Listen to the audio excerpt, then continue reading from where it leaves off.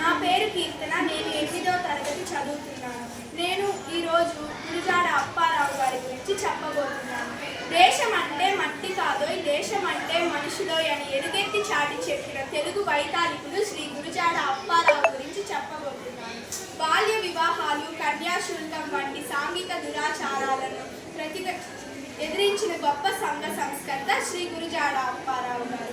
కన్యాశుల్కం దురాచారాన్ని ప్రతిఘటిస్తూ ఆయన రాసిన గొప్ప నాటకం కన్యాశుల్కం ఆంధ్రులందరికీ సుపరిచితమే. దేశమును ప్రేమించుమన్నా అని వర్గ కుల విభేదాలను రూపుమాపేందుకు శ్రీ గురుజాడ అప్పారావు గారు ఎనలేని కృషి చేశారు. శ్రీ గురుజాడ అప్పారావు గారు 1862 సెప్టెంబర్ 21న విశాఖపట్నం జిల్లా రాయవరం గ్రామంలో జన్మించారు. బెంగాలీ భాషకు ఠాగూర్ లాగా తెలుగు భాషోద్ధరణకు, తెలుగు భాష వ్యవహారానికి వినియోగానికి గురుజాడ అప్పారావు గారు ఎనలేని కృషి చేశారు. శ్రీ గురుజాడ అప్పారావు గొప్ప చరిత్రకారుడు కూడా.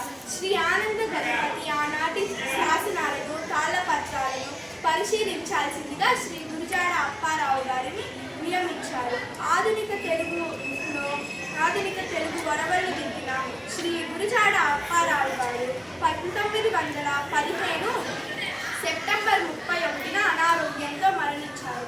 ఇంత గొప్ప వ్యక్తి గురించి చెప్పడానికి నాకు అవకాశం ఇచ్చినందుకు ధన్యవాదాలు.